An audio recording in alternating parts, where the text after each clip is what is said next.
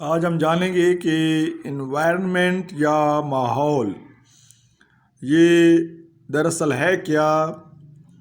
ماحول کے بارے میں یا انوائرمنٹ کے لفظ کے بارے میں آپ نے بہت کچھ پہلے سے سن رکھا ہے. تو آج سائنس میں ماحول کی پراپر ڈیفینیشن کیا ہے یا انوائرمنٹ کسے کہتے ہیں.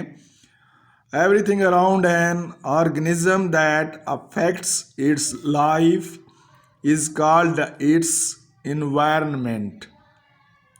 کسی بھی جاندار کے ارد گرد وہ تمام چیزیں جو اس کی زندگی پر اثر رکھتی ہوں یا اثر انداز ہوتی ہوں وہ اس کا ماحول کہلاتی ہیں. جیسے آپ کو معلوم ہے کہ کسی بھی جاندار کے ارد گرد پودے بھی ہیں، جانور بھی ہیں، کیڑے مکوڑے، حشرات، اور اس کے علاوہ بہت ساری چیزیں جیسے سورج ہے، چاند ہے، یا دیگر چیزوں میں آپ کو معلوم ہے کہ ہوا، پانی، مٹی، روشنی، ٹمپریچر، یہ تمام چیزیں یہ کسی بھی جاندار کی زندگی پر لازمی اثر انداز ہوتی ہیں. یعنی اس جاندار کی زندگی کو متاثر کرنے یا اس کی جاندار کی زندگی میں تبدیلی لانے میں اہم کردار ادا کرتی ہیں. تو یہ تمام چیزیں اس جاندار کا ماحول بناتی ہیں، یا یہ تمام چیزوں سے مل کر انوائرمنٹ بن جاتا ہے اس جاندار کا. تو کسی بھی ماحول کے حصے یا اجزاء وہ دو طرح کے ہوتے ہیں. یعنی یہاں ہم بات کریں گے کہ کمپوننٹس آف انوائرمنٹ، یعنی کسی بھی انوائرمنٹ کے کمپوننٹس یا حصے کون کون سے ہیں. تو اس میں دراصل ماحول آپ کا یہ دو مین کمپوننٹس یا حصوں پر مشتمل ہوتا ہے. ایک کمپوننٹ وہ بائیوٹک کمپوننٹ یا بائیوٹک اجزاء کہلاتا ہے، یا بائیوٹک حصہ بھی کہتے ہیں ہم اسے. اور ایک دوسرا اہم کمپوننٹ ماحول کا وہ اے بائیوٹک کمپوننٹ ہے، یعنی ماحول کا بے جان حصہ. یاد رکھیں کہ جو بائیوٹک کمپوننٹ ہے وہ ماحول کا جاندار حصہ کہلاتا ہے، اور جبکہ اے بائیوٹک کمپوننٹ میں اس کو ہم ماحول کا بے جان حصہ بھی بولتے ہیں. تو لفظ بائیوٹک کا مطلب زندگی یا جاندار ہوتا ہے، یعنی زندہ چیزیں. The word biotic means living.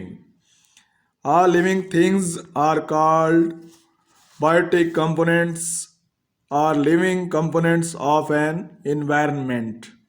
لفظ بائیوٹک کا مطلب جاندار چیزیں، اور تمام جاندار چیزیں کسی بھی ماحول کی وہ بائیوٹک اجزاء کہلاتی ہیں.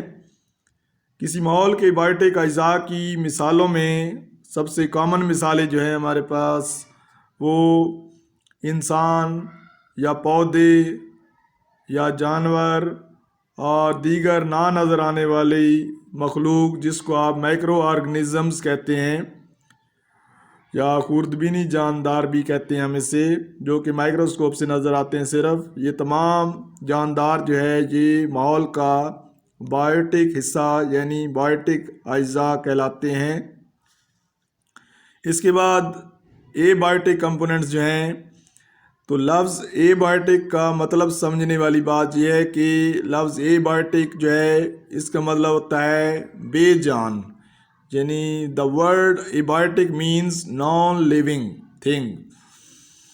تمام بے جان چیزیں کسی ماحول کی اے بائیوٹک اجزاء کہلاتی ہیں.